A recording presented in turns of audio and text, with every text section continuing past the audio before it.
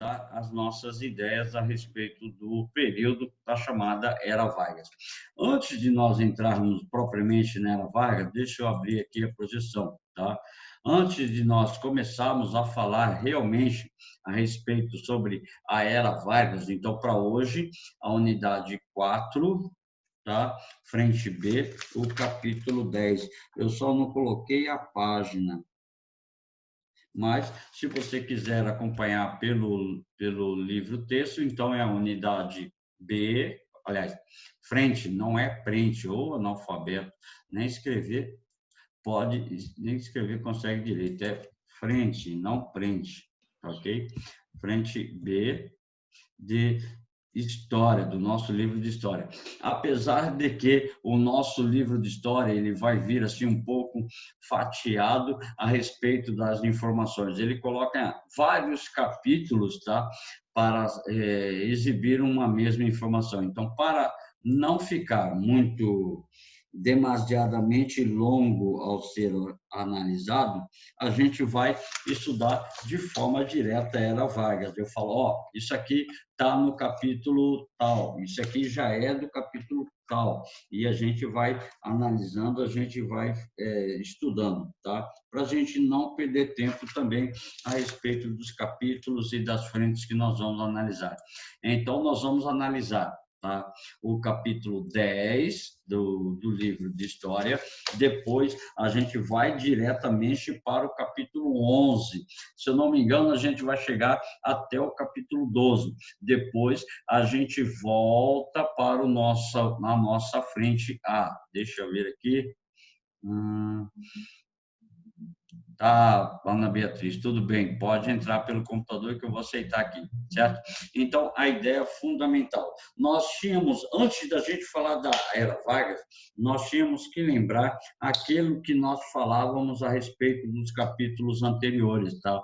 Nós falávamos a respeito da chamada República das Oligarquias. Nosso último capítulo foi a respeito dos movimentos sociais dentro do Brasil República, que não, se não me falha a memória, tá? Aí o que nós fizemos? A respeito disso tudo, nós estabelecemos uma abordagem sobre Canudos, a Guerra de Canudos, o contestado, a Guerra do Contestado, a revolta da vacina. Nós falamos a respeito da revolta da vacina, nós falamos a respeito da revolta da chibata, nós falamos a respeito do Juazeiro do Norte, do Padrinho Padre Cícero, nós falamos da questão do banditismo social, que era a respeito dos chamados cangaceiros da República do Brasil, tá? Em relação a isso, nossa última abordagem foi a respeito da Aliança Liberal, a formação da Aliança Liberal. Professor, o que foi a Aliança Liberal? A Aliança Liberal foi um movimento político de outras oligarquias que eram contra a oligarquia de São Paulo e Rio de Janeiro, ou seja, elas são chamadas de oligarquias dissidentes, ou seja, elas eram opostas à dominação de São Paulo e Minas Gerais. Quais eram os estados que compunham essas oligarquias, professor? Paraná, Rio Grande do Sul, parte da Bahia, tá ok? E Pernambuco. Então, esses estados formavam as chamadas oligarquias dissidentes. Tanto é que essas oligarquias formaram chapas, formaram partidos lá na década de 20, 1929, para poder concorrer contra a indicação de São Paulo e Minas, tá? O presidente indicado pelas oligarquias cafeicultoras, São Paulo e Minas, o presidente foi Júlio Prestes, tá? E o presidente indicado pelas oligarquias dissidentes, Rio Grande do Sul, Paraná, Santa Catarina, Bahia e parte da Bahia e Pernambuco, foi Getúlio Dornelles Vargas.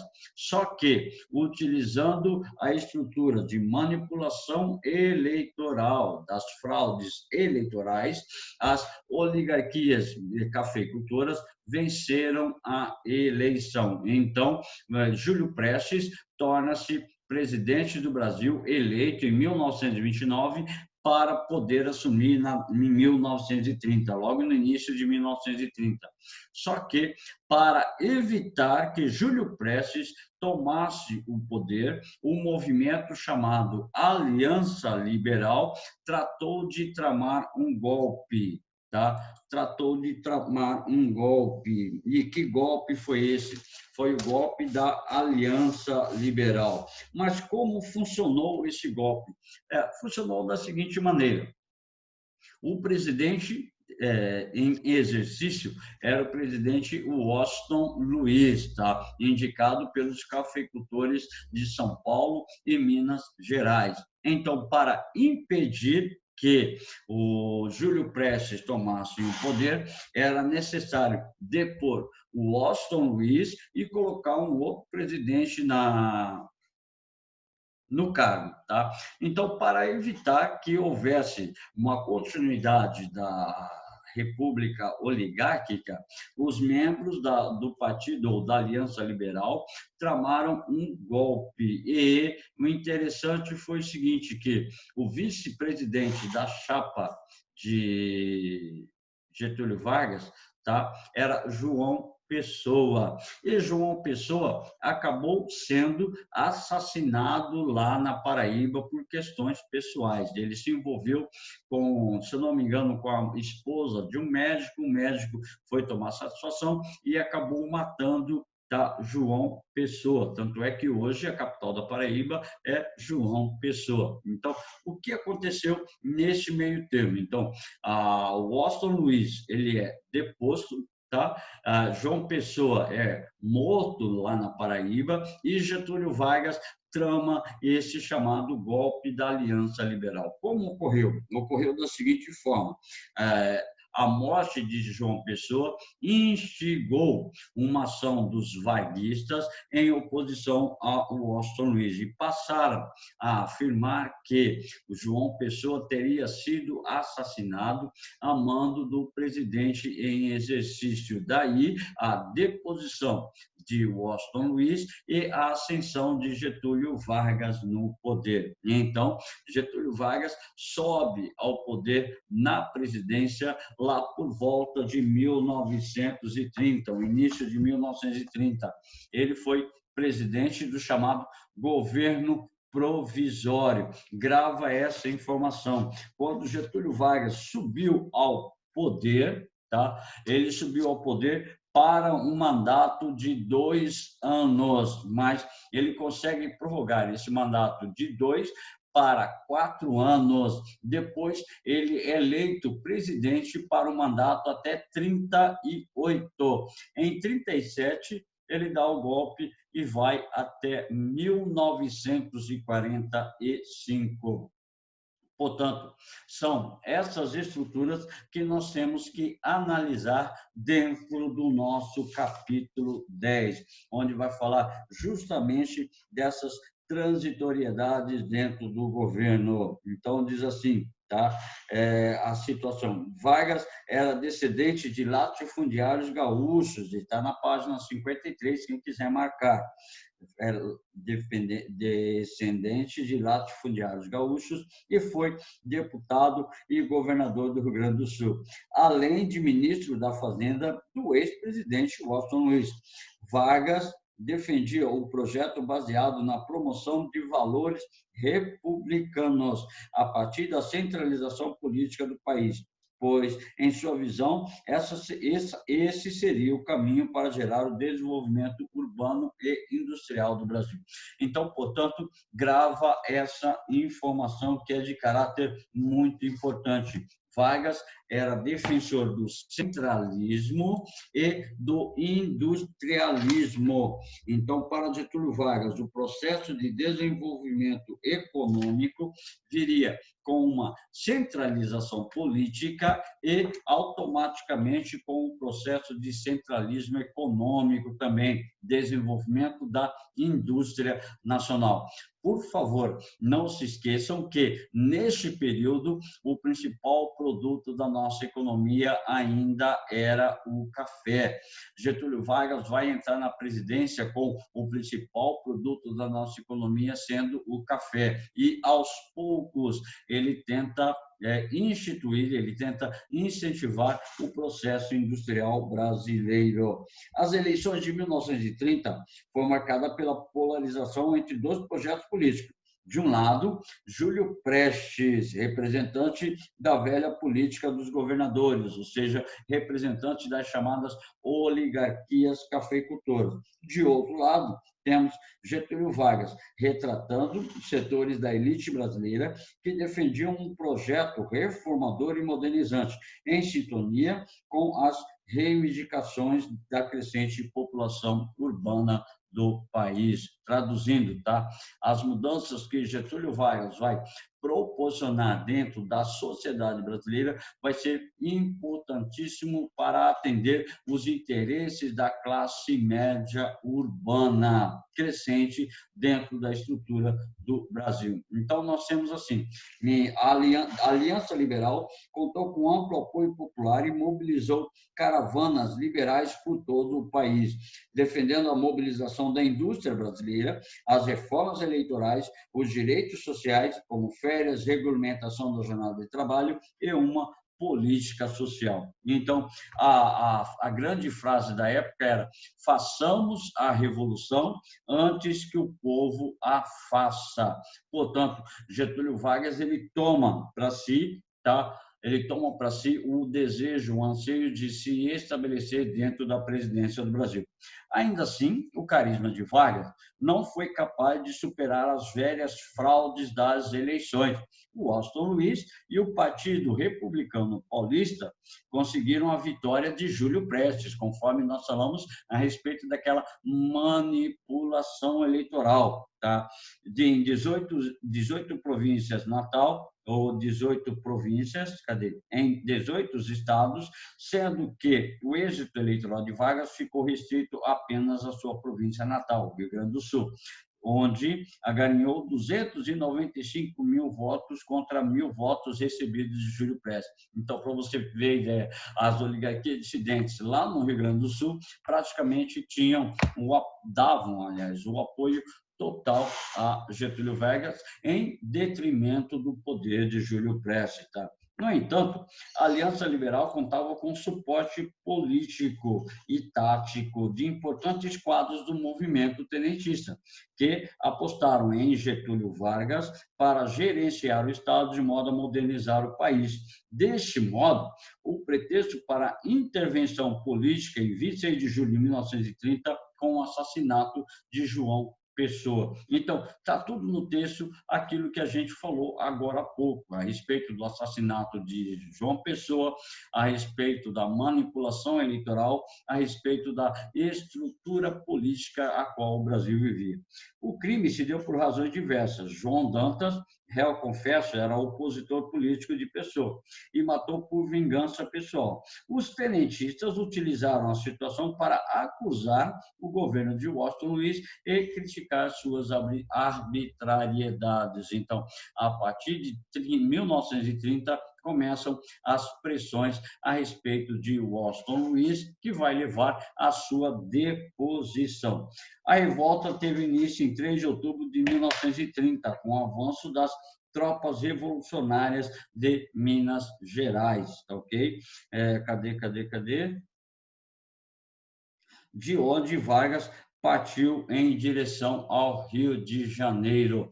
Partir em direção ao Rio de Janeiro significa partir em direção à oposição do atual presidente para impor as novas condições políticas que a chamada Aliança Liberal tinha como elemento fundamental. A expectativa dos paulistas era garantir deter o avanço revolucionário no Paraná. Entretanto, ao passar pela cidade de Itararé, em São Paulo, Vargas foi recebido por cerca de 60 mil pessoas. O velhinho foi recebido como um herói dentro da estrutura política do Brasil, já em 1930. E há quem diga, até hoje, que ele foi o principal, o mais importante presidente da política do Brasil. Existem pessoas que ainda afirmam tal situação, mesmo passando pelo período ditatorial, um período forte, um período central dentro da estrutura política, existem pessoas que até hoje consideram o governo de Getúlio Vargas como o mais importante da estrutura política do Brasil. Embora, desconsiderando, é claro, a participação de Luiz Inácio Lula da Silva na estrutura política do Brasil. Então, Getúlio Vargas, ele é considerado o presidente populista, tá? O camarada que conquistou as massas dentro do Brasil. Depois dele, o Luiz Inácio Lula da Silva, ele é considerado o mais populista depois de Getúlio Vargas. Nós não estamos querendo fazer ideologia política, nós não estamos fazendo uma relação de defesa de determinados presidentes. Nós estamos fazendo uma relação de analogia entre Getúlio Vargas e Luiz Inácio Lula da Silva. Por favor, essa é a visão dos nossos materiais, não é uma visão particular do professor, ok? Pouco tempo após Getúlio Vargas chegar ao Rio de Janeiro, toda a região Nordeste também já estaria tomada pela Aliança Liberal. Diante disso, e abalado pela inflação, pelos efeitos da crise de 1929, e ainda desgastado pelas arbitrariedades políticas, Washington Luiz renunciou em 24 de outubro no Palácio do Catete, no Rio de Janeiro, tomado pelas tropas tenentistas, ou seja, a Aliança Liberal consegue automaticamente a própria deposição do presidente Washington Luiz. Na verdade, não houve deposição, e sim uma renúncia. O presidente acaba renunciando o cargo devido a fortes pressões que estavam sendo exercidas sobre ele, tá? Fraudes eleitorais, gasto do dinheiro público, crises atrás de crise, constante inflação dentro da estrutura econômica do Brasil. Aí nós temos, então, uma junta provisória onde concedeu o poder a Getúlio Vargas em 3 de novembro de 1930. A partir daí, nós temos o anulamento, ou seja, nós temos a anulação da Constituição de 1821. E a partir desta época, nós temos a tentativa de formular, tá? Maria Eduarda, rapidinho, eu já vou entrar na projeção, tá, ok? Eu já respondo sua pergunta, tá? Vai formular uma nova Constituição para o Brasil. Então, em 1930, é cancelada a primeira Constituição republicana do Brasil e vão estabelecer a elaboração de uma nova Constituição. Mas, para isso, significa que Getúlio Vargas, ele começa o seu governo em 1930, o governo iria até 1932. Então, em 1930, novembro de 1930, quando ele inicia a fase do governo provisório, ele passa a governar sem obedecer Constituição nenhuma. Não havia nenhuma Constituição dentro do Brasil. Havia a necessidade de formular uma nova Constituição. É por isso, Maria Camargo, que ele governava sobre decretos de lei. Então, tudo aquilo que ele decretasse deveria ser cumprido. Então, quando não há uma Constituição dentro de um Estado, dentro de um país, governa-se sobre decreto de leis, ou até mesmo tendo uma Constituição, o presidente, no caso, se for um processo de centralização política, o governo, ou o governante, perdão, o presidente, ele pode utilizar decretos de lei. O que são os decretos de lei? São normas, são regras, são orientações que são tidas como uma lei fundamental criada pelo presidente. Então, o poder legislativo não teria grandes poderes como o poder executivo, de decretar ou de estabelecer esses decretos de lei. Portanto, por exemplo, ele criou o território federal de Ponta Porã. Território federal significa que o governo federal tem total controle dessa região por um decreto de lei, ou seja, uma norma. Ele criou uma regra, ele criou uma lei, criando o território federal de Ponta Porã. Isso significa que esses decretos de leis eles são utilizados, tá, até o estabelecimento de uma nova Constituição. Então, decretos de leis são normas, são regras, são próprias leis que são criadas pelo presidente na ausência de um texto maior, ou seja, na ausência de uma Constituição. Tá? Nomeação de interventores. A ideia é o seguinte, tá? Quando nós temos hoje nós falamos governador dos estados. Antes nós chamávamos de presidente de província. Getúlio Vargas, ele passou a nomear interventores. O que são esses interventores, tá?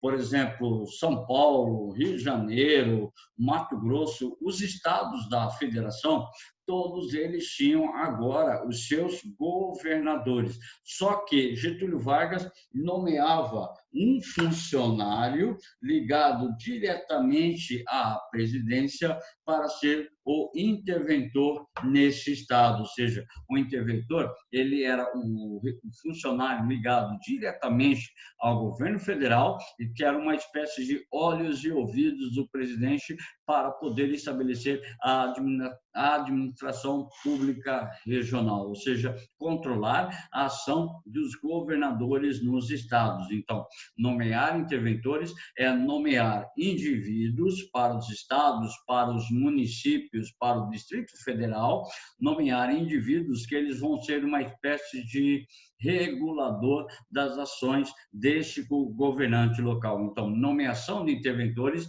era nomear indivíduos ligados diretamente a Getúlio Vargas para controlar as ações dos governadores, dos prefeitos nas principais cidades e estados do Brasil. Pegou a ideia, Marinha? Então, o seguinte, decretos de leis são normas, são regras que são ditadas pelo presidente, no caso aqui da ausência de uma Constituição, então ele nomeava, ele decretava esses decretos, tá? Para poder controlar e administrar a vida pública no Brasil. E interventores eram indivíduos que estavam ligados diretamente no governo federal para que pudesse controlar as atividades dos governadores, dos prefeitos das principais cidades e principais estados do Brasil. É como se fosse, por exemplo, assim, eu dou aula no colégio Alexander Fleming, tá? E o nosso ilustre professor Vitor Hugo vai nomear um indivíduo para manter a estrutura do controle dentro da sociedade, ou dentro da sala de aula. No caso, a professora Yara, ela é uma ação de quase que interventora, porque ela estabelece o controle das atividades em sala de aula. Então, nós temos essas situações. Então, o interventor tinha qual a função principal de coordenar ou de controlar as atividades nos estados e nos principais municípios dentro do Brasil, certo? Deixa eu tomar uma água aqui, porque eu estou ficando com muita sede.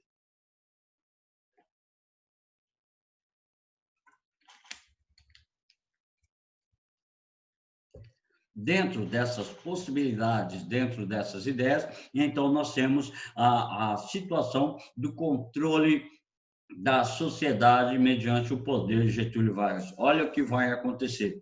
Durante a República das Oligarquias, não era permitido a organização de sindicatos dentro do Brasil. A partir de Getúlio Vargas, ele vai estabelecer uma abertura maior em relação à sindicalização desses trabalhadores. Os trabalhadores, a partir de agora, eles podem se associar, ok? Os trabalhadores, eles podem se associar nos sindicatos, mas quem estabelecia o controle desses sindicatos era gente ligada a Getúlio Vargas, como, por exemplo, havia o Sindicato dos Metalúrgicos. Esse Sindicato dos Metalúrgicos, o presidente do sindicato era indicado por pessoas ligadas ao governo de Getúlio Vargas, portanto, para manter a estrutura sindical sob controle, sobre controle. Impedindo que viesse a surgir qualquer outro tipo de atividade em relação às práticas desses sindicatos. Então, diz assim, cadê? Onde é que está a ideia fundamental? Espera aí.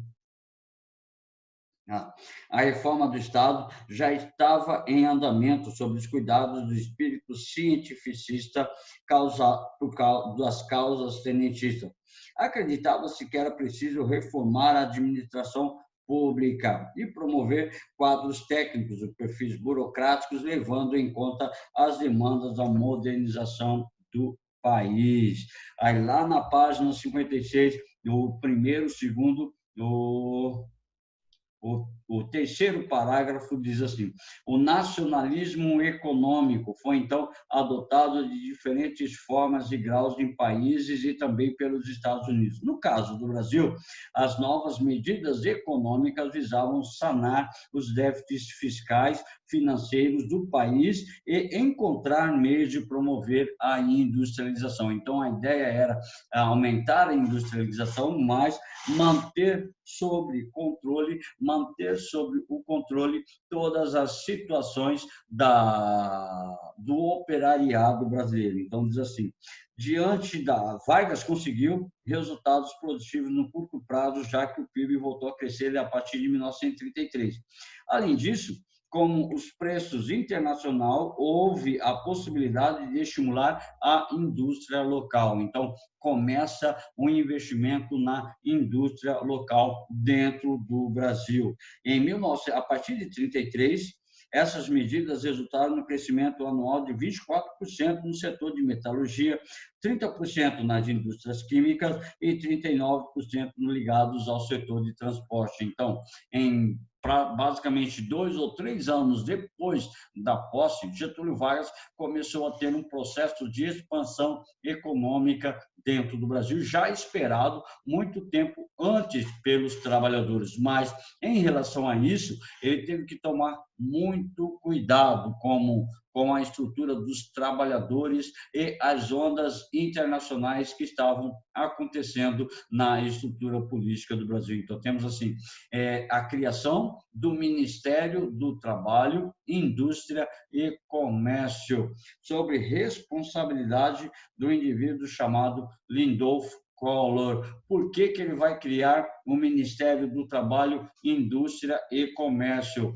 Com a ideologia de que, criando esse ministério, ele estabeleceria maior proximidade e controle dos trabalhadores, ok? Controlar os trabalhadores, controlar as ações dos indivíduos dentro da própria sociedade. Tem assim, criação das leis trabalhistas. Getúlio Vargas ele começa a instituir as leis trabalhistas dentro do Brasil.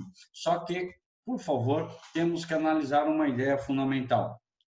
Desde 1800 e alguma coisa, vamos falar, desde 1870, no Brasil, o operariado urbano, ele já exigia melhores condições de vida, melhores condições de trabalho. Portanto, as ideias, ou seja, as leis trabalhistas criadas por Getúlio Vargas, já era um anseio dessa classe trabalhadora, já era uma exigência de grupos trabalhistas. E na Europa, principalmente Itália, Alemanha, França e Inglaterra, já tinham estipulado um conjunto de práticas ou conjuntos de leis trabalhistas para a defesa ou para a melhor situação deste operariado. No Brasil, Getúlio Vargas estabelece, então, a partir de Getúlio Vargas, não foi ele que estabeleceu, na verdade, foi o Lindolfo Collor, a respeito, à frente do Ministério do Trabalho, Indústria e Comércio. Então, estabeleceu 8 horas de trabalho diário. Essa é a atual jornada diária que nós temos hoje. Graças a Getúlio Vargas, nós temos a introdução do chamado salário mínimo. O que é o salário mínimo? É um valor estipulado pelo governo federal que dá a possibilidade mínima do operário, do trabalhador, sobreviver com aquela condição salarial. Ou seja, a partir da introdução do salário mínimo, nenhum indivíduo que trabalha regularmente ou regulamentado, ele pode receber menos do que aquele valor, tá ok?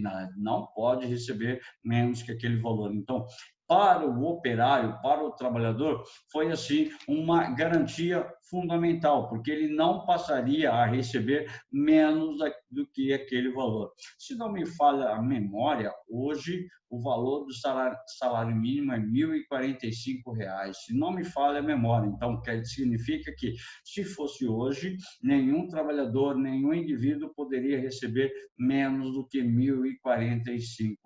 Então, essa é a ideia criadora de Getúlio Vargas a respeito do salário mínimo. E ainda nós temos uma grande inovação, tá, estabelecida por Getúlio Vargas dentro do Brasil, a chamada aposentadoria, ou seja, você trabalhou 30 anos contribuindo para o Ministério do Trabalho, para a Previdência Social, você passa a ter os seus direitos de aposentadoria. É um dos maiores problemas da nossa sociedade brasileira hoje, é o problema da chamada aposentadoria, porque antes, o trabalhador ele aposentava com 30 anos de trabalho, ou seja, 30 anos de registro na carteira de trabalho, ele poderia pedir a aposentadoria. Hoje, se for mulher, nenhuma mulher aposenta com menos de 60 anos. Se for homem, nenhum homem aposenta com menos de 65 anos.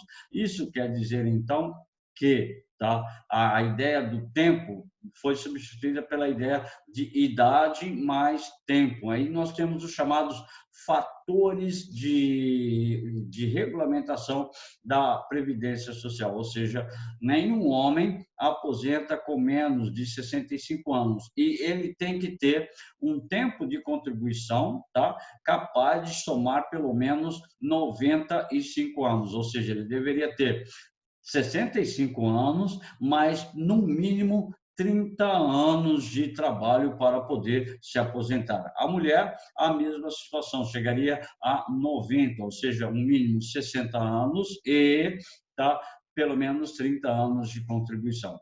No caso, tem algumas áreas específicas, como, por exemplo, militares, como, por exemplo, professores. Se não me falha a memória, ainda militares e professores podem aposentar com 25 anos de contribuição. Eu só não sei se a idade também passa a valer para os professores, tá?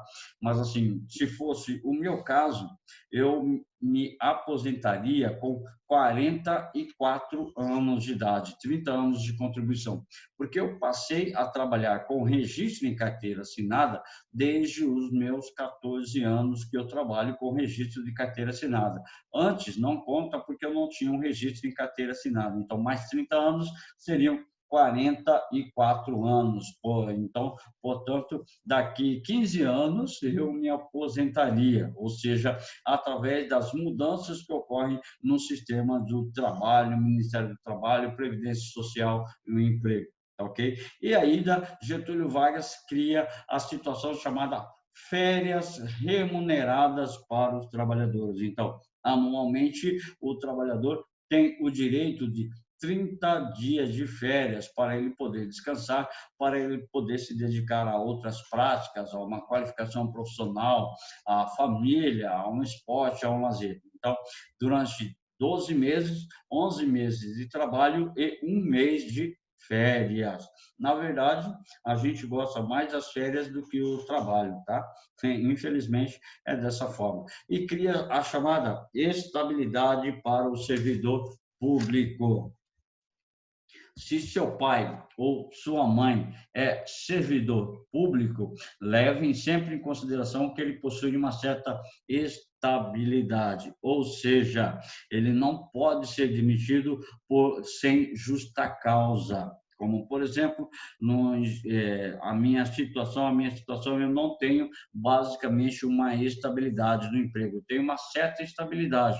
Eu sou professor do Colégio Alexander Fleming e vou continuar sendo professor do Alexander Fleming até acontecer alguma situação que possa me mandar embora, ou a renovação do quadro de professores. Também é uma outra situação que pode acontecer, que ocorrem em outras situações. Mas no caso, se for funcionário público, o funcionário público passa a ter a chamada estabilidade de emprego. Ele não pode ser mandado embora sem justa causa. E se ele cometer alguma falta grave, ele deve ser analisado, julgado, instaurada uma sindicância que vai analisar, apurar os fatos desenvolvidos por esse indivíduo dentro da sociedade e tudo mais.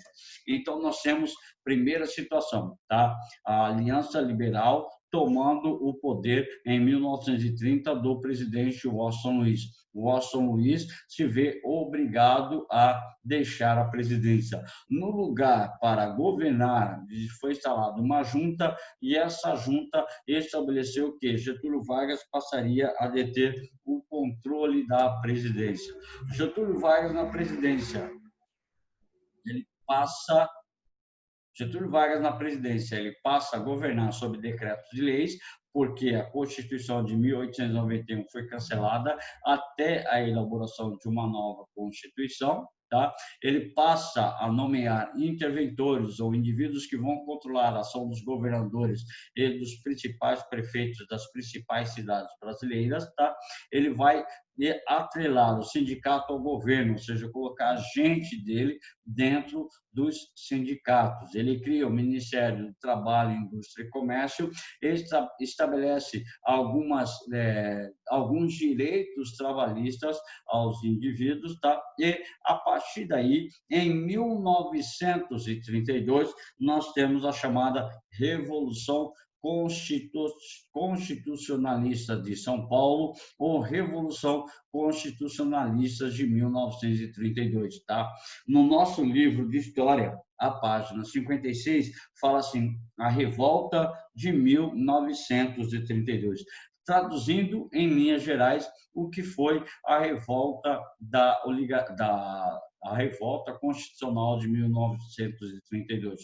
Foi assim: as oligarquias paulistas e mineiras estavam no poder. A Aliança Liberal, comandada pelo Rio Grande do Sul, retiram as oligarquias paulistas do poder. Então, a oligarquia café com leite, a oligarquia paulista, vai ficar insatisfeita com a exclusão do poder, ou seja, a partir da posse de Getúlio Vargas, São Paulo passou a perder todos os privilégios políticos que tinha no período, passou a perder toda e qualquer participação dentro da política do Brasil, ou seja, passa-se a estabelecer um novo governo. Em relação a isso, os paulistas queriam retomar o governo.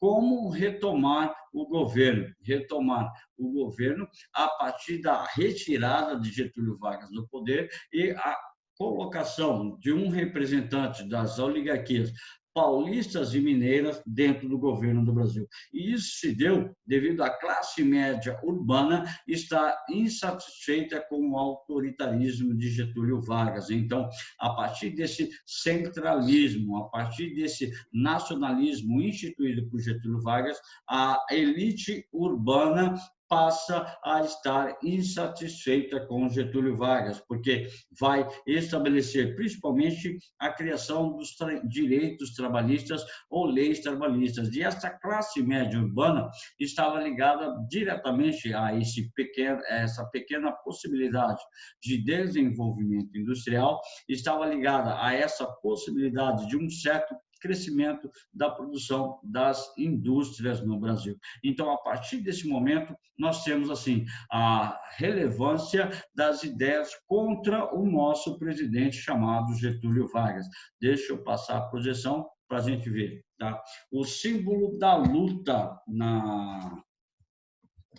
dos paulistas foi o movimento MMDC. O MMDC foi uma sigla retirada dos estudantes mortos na manifestação, cujo sobrenome era Martins, Miragaia, Drauzio e Camargo. Por favor, eu preciso que você pegue a página 58, tá? Pegue a página 58 do nosso livro e temos 3 cartazes à esquerda, tá? 3 imagens à esquerda que correspondem a cartazes que ocorreram ou que passaram a ser vinculados a partir da Revolução de 1932. Diz assim: o primeiro cartaz: Paulista, eu já cumpri o meu dever. E você? Martins, Miragaia, Drauzio de Camargo, MMDC. Tá, ok? A estrutura do pensamento desses jovens. Então, em cartaz de 1932, a representação de uma enfermeira evoca a participação feminina junto à classe paulista, ou seja, os diversos grupos, tá? Os diversos grupos de trabalhadores do Brasil vão se aliar em relação à estrutura contra o governo de Getúlio Vargas. O segundo cartaz: você tem um dever a cumprir. Consulte a sua consciência. Um soldado apontando para frente. Embaixo, mais abaixo do seu braço, a sigla MMDC, que representa Martins, Miragaia, Drauzio de Camargo, os estudantes que foram mortos durante esse processo revolucionário.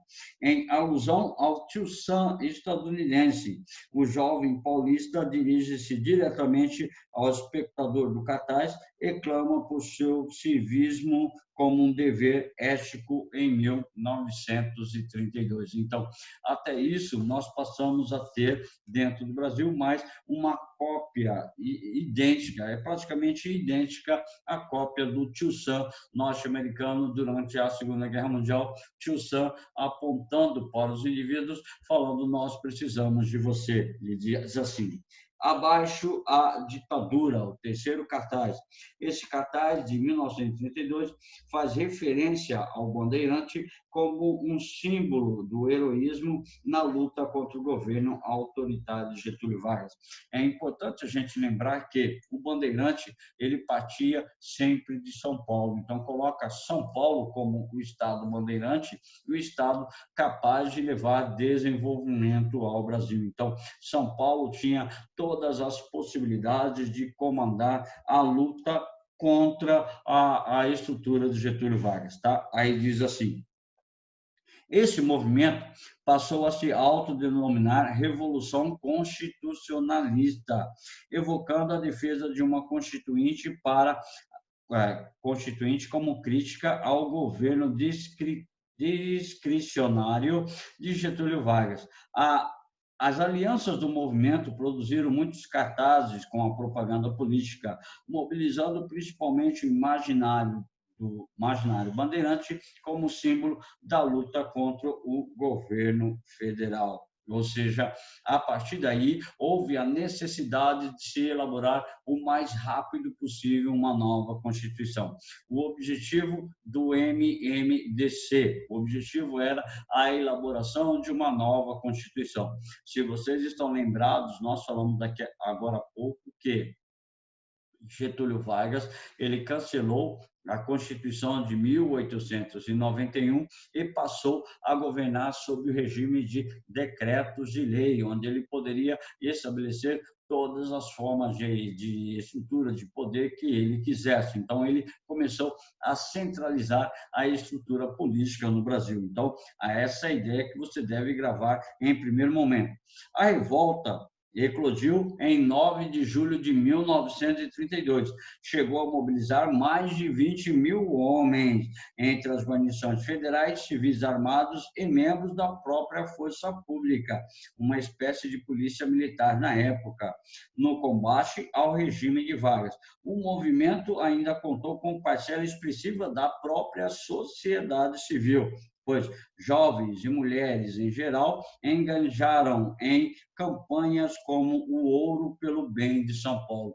Para você ter uma ideia, esses indivíduos eles montaram como eu posso falar, um ponto nas praças do Rio de Janeiro tinham pontos de coleta de ouro, onde, se você estivesse a favor do fim do governo de Getúlio Vargas, você levaria alguma quantidade de ouro para esses indivíduos. Professor, para que seria esse ouro?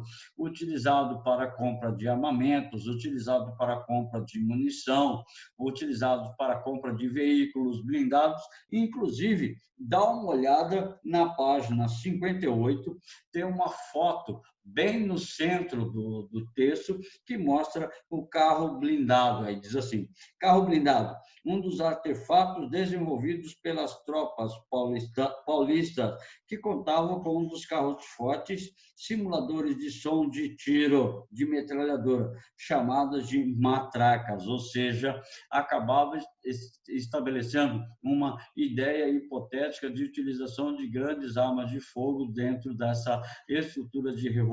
Então, essa foto representa o que era um carro blindado no período utilizado pelos chamados constitucionalistas, ok? A iniciativa da população de doar joias pessoais para serem fundidas em contribuição ao armamento dos paulistas, onde já se viu eu tirar o meu ouro, pegar a joia da minha esposa, da minha mãe, da minha avó, e vou dar de presente para os constitucionalistas na luta contra Getúlio Vargas. Então, era uma ideia assim um pouco difícil de acreditar, mas eles tiveram grandes doações a respeito de ouro e algumas joias que foram doadas para a aquisição de material bélico na luta contra Getúlio Vargas. Então, apesar de setores políticos gaúchos e mineiros contestarem longa ausência de uma Constituição do governo federal, as lideranças estaduais não se associaram à causa paulistana, que chegou a comprar aviões do Chile e empregar pilotos norte-americanos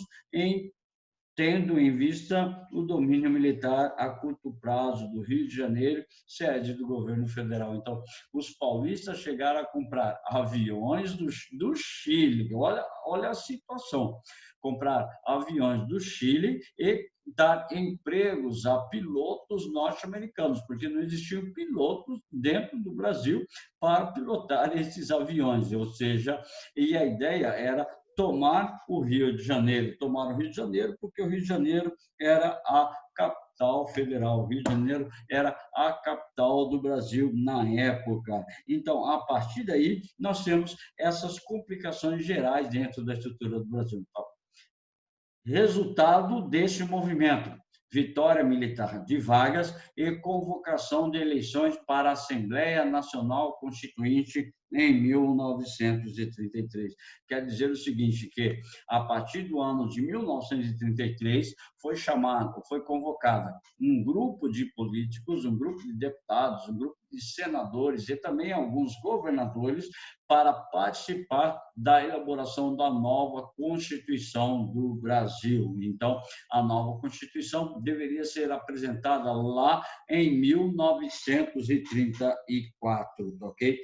Getúlio Vargas, além de ordenar a prisão dos rebeldes, cassou os direitos civis de rivais políticos e rebaixou a Força Pública Paulista à categoria de órgão policial. Ao mesmo tempo, aliciou o Exército com a compra de novos armamentos e as promessas de investimentos na indústria siderúrgica. Então, para resolver o problema dentro da estrutura revolucionária do Brasil, ele estabelece diretamente um rebaixamento meu pai, um rebaixamento da força pública à categoria de nível local, tá? Ele recebe dinheiro das contribuições, dos impostos e vai comprar alguns carros blindados para o Exército, vai comprar munições, armamentos para o Exército, vai equipar melhor o Exército. Então, a partir desse momento, o Exército passa a dar plenos poderes a Getúlio Vargas, porque Getúlio Vargas equipou, tá? Getúlio Vargas começa a comprar equipamentos, começa a comprar munição, começa a comprar armamentos para o Exército, porque precisava de uma reorganização dentro dessa estrutura militar. Tanto é porque Getúlio Vargas também viveu o período da Primeira Guerra Mundial e percebeu a carência que o Brasil passava a respeito tanto de armamento, quanto munições e também quanto equipamentos, no caso de carros, no caso de navios, no caso de submarinos, no caso de blindados e assim sucessivamente. Então, a partir daí nós temos assim, nomeou Armando Salles de Oliveira, um civil paulista, como interventor do Estado de São Paulo. Aí para Maria Camargo, não sei se ela já saiu da sala de aula ou se ela já foi ajudar a mamãe dela, mas ela falando principalmente para ela, que havia perguntado a questão dos interventores. Então, Getúlio Vargas nomeia um interventor para São Paulo. Esse interventor, ele estava ligado diretamente ao poder de controlar, tá, as ações dentro do estado de São Paulo. Os paulistas não gostaram nada dessa nomeação do interventor para São Paulo, tá? Como interventor de São Paulo, e fez com que o Banco do Brasil assumisse a dívida do estado de São Paulo. Os tempos exigiam uma nova constituinte, a qual foi agendada para maio de 1933, até que em 11, olha, cadê? Não, perdão, eu estou falando abobrinha. Cadê a data? Não traz a data específica aqui, mas em 1934 foi elaborada, apresentada, perdão, a nova Constituição do Brasil, ok? Lá na página 59 diz assim: desde a chegada ao poder em novembro de 1930, Vargas governava amparado pelo decreto 19.398 de 11 de novembro de 1930, cujo primeiro artigo deixava claro que a divisão dos poderes estava anulada e o executivo passaria a tutelar o legislativo e o judiciário. Isso quer dizer que o poder do presidente, o poder legislativo, o poder executivo encontrava-se única e exclusivamente na mão do poder executivo. Na verdade, aqui nós temos um retorno ao absolutismo, mas nós não podemos chamar de absolutismo monárquico. Nós podemos chamar agora, a partir deste momento, nós utilizamos o termo ditadura. Então, quando Getúlio Vargas assume o poder em 1930, ele já assume com uma postura ditatorial, um controle total das ações políticas, um controle total das ações humanas dos indivíduos. Assim, a promulgação do Código Eleitoral em fevereiro de 32 foi uma medida importante que atendeu tanto às demandas de moralização do processo eleitoral quanto brasileiro, quanto às históricas reivindicações dos movimentos sufragistas, ou seja, o movimento de direito a voto. Aí nós vamos entrar assim, o período constitucional. A partir de 1934, o governo de Vargas passa a ser o governo chamado constitucional. Por que que nós temos o período constitucional a partir de 1934? Primeiro, a elaboração, a apresentação de uma nova Constituição e a eleição de Getúlio Vargas para um mandato de 4 anos, tá? 35, 36, 37 e 38. Só que, em 1937, um ano antes de vencer o seu mandato, ele dá o golpe. De 37, ele vai até 1945 no cargo de presidente da República do Brasil. É isso que nós vamos passar a analisar dentro do nosso livro-texto, tá? Dentro do nosso livro-texto. Então, nós temos assim, em 1934, a nova Constituição, ele institui o voto secreto, obrigatório, e estabelece o voto como um direito de todo o cidadão. Então, todo cidadão com idade ou com as condições do Código Eleitoral podem exercer ou podem praticar o voto. Mas quem podia votar, ou seja, todos aqueles que não fossem analfabetos e tivessem idade igual ou superior a 21 anos de idade. Não me falha a memória, tá? 21 anos de idade. Aí ele institui o chamado voto feminino, desde que essa mulher ela fosse alfabetizada. Não adianta nada, se ela tivesse a idade para votar e não fosse alfabetizada, ela não poderia votar. Então, dentro desse período, eram poucas as mulheres que poderiam votar.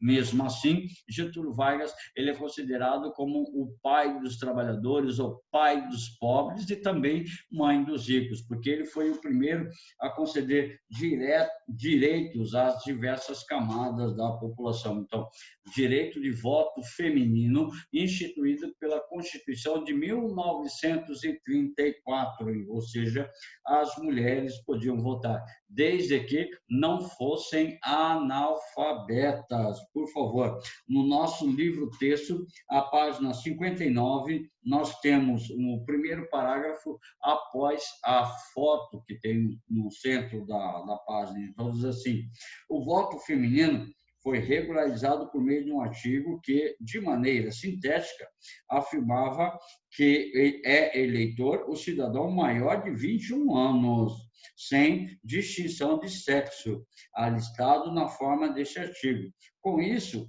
o Brasil tornou-se o 4º país americano a conceder os direitos das mulheres, depois do Canadá, Estados Unidos e Equador.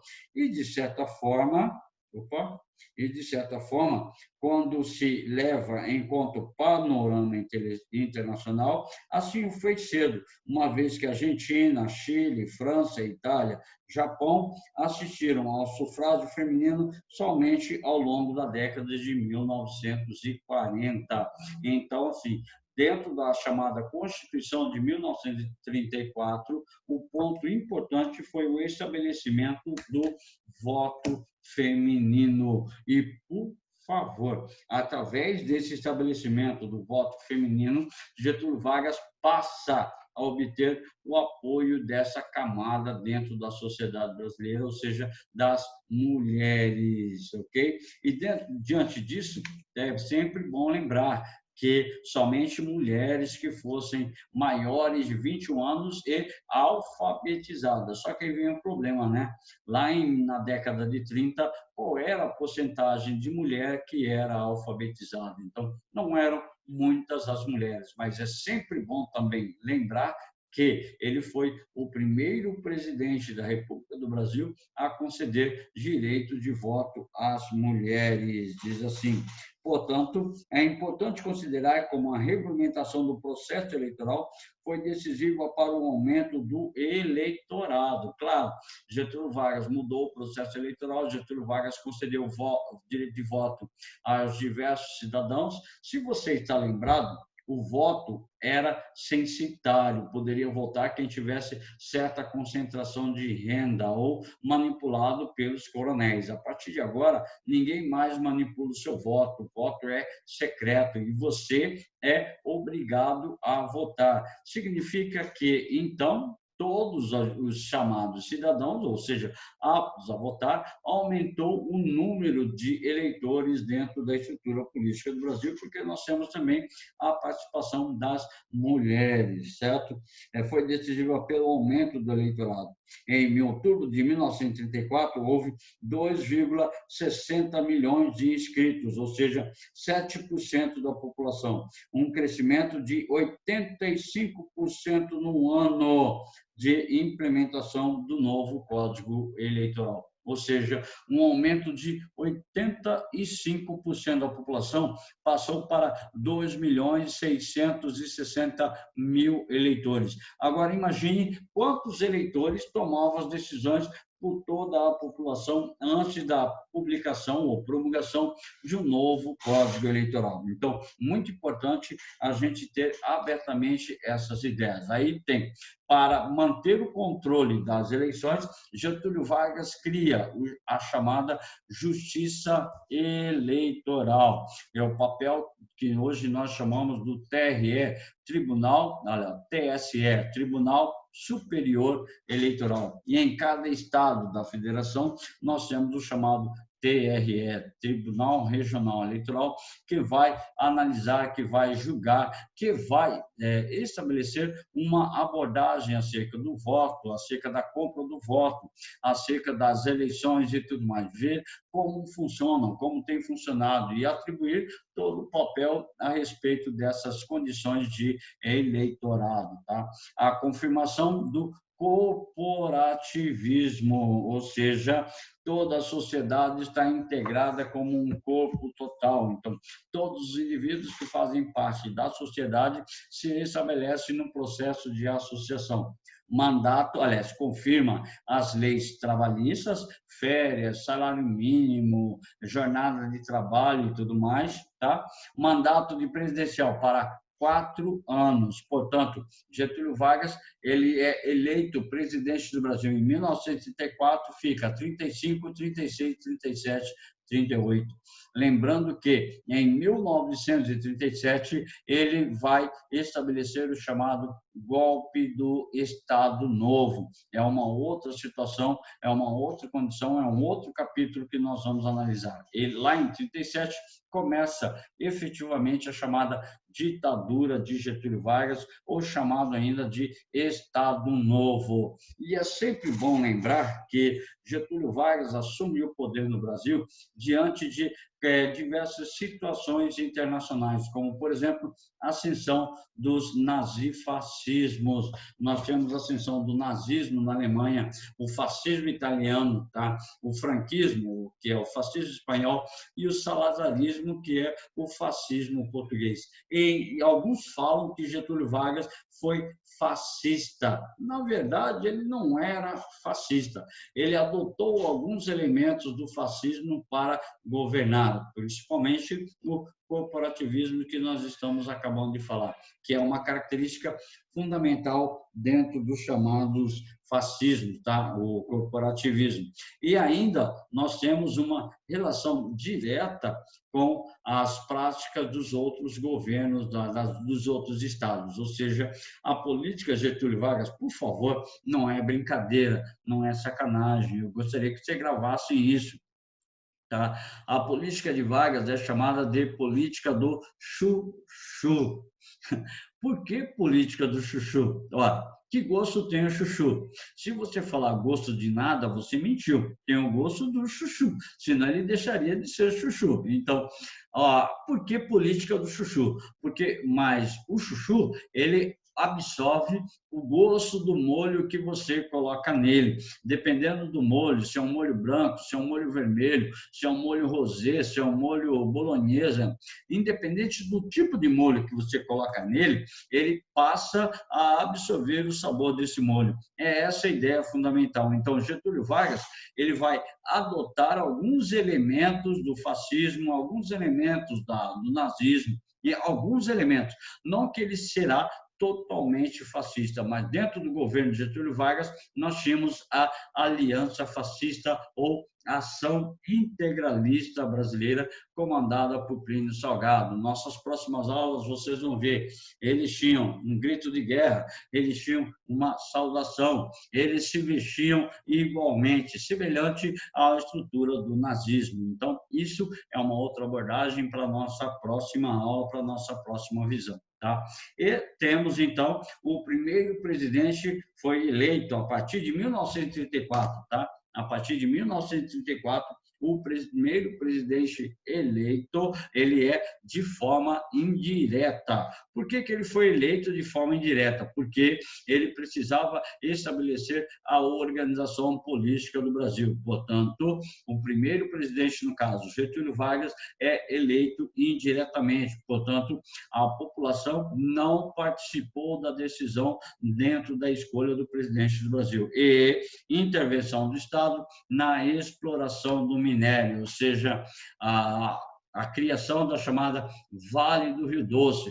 Próximas aulas nós vamos falar de algumas empresas que foram criadas por Getúlio Vargas, que até pouco tempo eram de caráter estatal, passaram a ser privatizadas, como a própria Vale do Rio Doce, como a criação do Ministério das Minas e Energia, para poder explorar todo o minério existente dentro do Brasil e estabelecer a exploração e um envio para a chamada siderúrgica. Só que o Brasil não possuía nenhuma siderúrgica. Daí a necessidade de obter investimentos, de obter empréstimos para poder criar a primeira siderúrgica dentro do Brasil, chamada de CSN, Companhia Siderúrgica Internacional. Até que, em 1939, eclode a Segunda Guerra Mundial e, por interesses econômicos, o Brasil entra na guerra do lado dos Estados Unidos e vai ter um grande empréstimo para a construção da sua primeira indústria siderúrgica nacional, a chamada CSN, ok? Aí nós temos essas situações a respeito do governo de Getúlio Vargas, tá? Lá na página 61 tem um quadro, tá? Tem um quadro, quase que uma tabela, que fala a respeito das principais novidades da legislação trabalhista, que Vargas já havia criado e reafirmou, que é o salário mínimo, regulamentação do trabalho feminino e dos menores de idade, tá? Proibição das diferenças salariais para o mesmo trabalho por motivo de estado civil, nacionalidade, idade ou sexo. Ou seja, se eu executo uma função que um indivíduo de 40 anos executa, eu não tenho privilégio por ser mais novo ou ser mais velho. Se for a mesma função, tá? Se for o mesmo trabalho realizado, ambos têm que receber o mesmo valor em remuneração.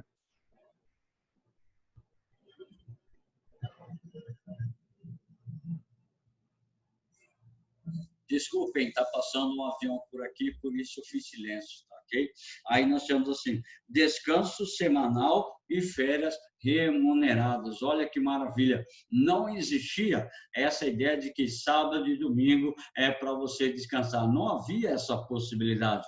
O trabalhador, ele executava as suas funções direto, de domingo a domingo, sem ter nenhum momento de descanso semanal. Hoje, nós estabelecemos um descanso semanal no fim de semana. No meu caso, tá? Sábado e domingo completo, manhã e tarde, salvo exceções que o dia que tem uma reunião e outra, mas essa minha condição de fim de semana, ela é remunerada, porque o professor nunca deixa de levar trabalho para casa. Então, eu acabo trabalhando, tá? No fim de semana, corrigindo prova, corrigindo uma atividade e assim sucessivamente, certo?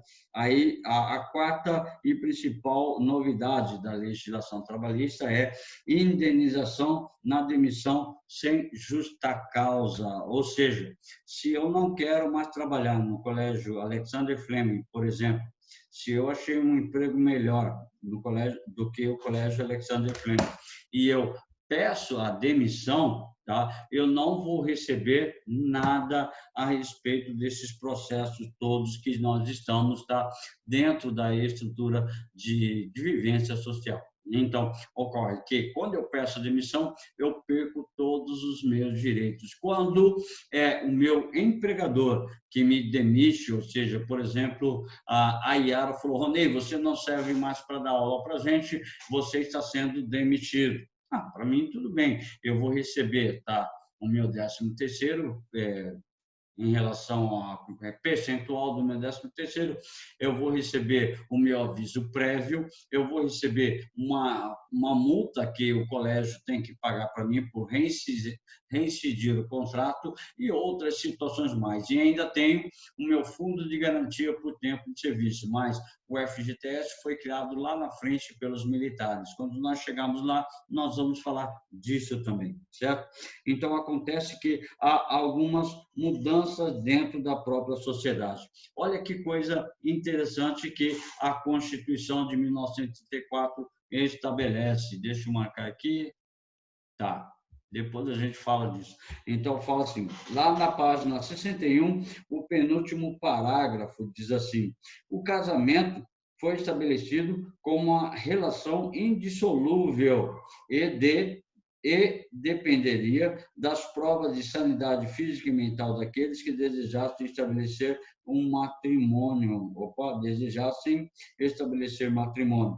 Com isso, a corrente legislativa progressista, que à época encarava o casamento como qualquer com outro contrato civil e defendia, portanto, a possibilidade do divórcio, perdeu terreno para a bancada conservadora, a qual encarava a dissolução matrimonial como uma espécie de desvio de conduta, ou um fator capaz de degenerar o tecido social e de comprometer a moral e os costumes dos indivíduos. Ou seja, desde o processo, desde a área da questão dos trabalhadores até a questão do trabalho civil, passou a ter uma ligação direta com a estrutura do desenvolvimento da própria ação conservadora, certo? Aí, para a gente poder encerrar nossas atividades, vamos encerrar um pouquinho antes, vou deixar em torno de uns 10 minutos para vocês, só rapidinho. Lá na página 62, fala a respeito do vaguismo como modernização conservadora. O que isso quer dizer? Ele passou a investir na modernização da estrutura política e econômica do Brasil, só que ele era conservador. Por favor, a política de Vargas era uma política nacionalista. Portanto, ele não se aliou diretamente à economia internacional. Ele pegava os elementos dos Estados Unidos e pegava também os elementos da União Soviética. E ele analisava o que é bom nos Estados Unidos, o que é bom na União Soviética, para poder tomar as suas decisões. E o movimento militar, os tenentistas, auxiliaram em muito nessa ideia conservadora. Então, diz assim, a contribuição dos tenentes e da Igreja Católica foi decisiva para a modernização conservadora que estavam no processo no país. As reformas sociais postas em práticas nesse período foram, em grande parte, realizadas de maneira vertical, ou seja, de cima para baixo, por meio das ações tutelares do Estado. Nesse sentido, tal como o historiador José Murilo de Carvalho teoriza em seu clássico Cidadania no Brasil, ao longo do caminho, a construção dos direitos do Brasil não se deu pelo viés da cidadania, mas pela estadania, o que se explica pelo fato do Brasil demonstrar algumas peculiaridades quando tem a história comparada aos países como outros, como Estados Unidos e a própria França. Então, partiu do Estado a estrutura de organização da sociedade brasileira, ok? Então, a partir desse momento, nós temos as transformações que vão ocorrer dentro do Brasil. Uau, basicamente é essa ideia que a gente tinha para a gente abordar, certo? Eu paro por aqui, porque se a gente continuar... Opa, deixa eu pegar aqui. Deixa eu fechar. a gente continuar, a gente já entra no próximo capítulo. Se a gente continuar, a gente já entra no próximo capítulo e aí a gente vai deixar mais confuso para vocês. Então, para hoje seria basicamente isso. No meu relógio nós temos 12 minutos para acabar a nossa aula, ok?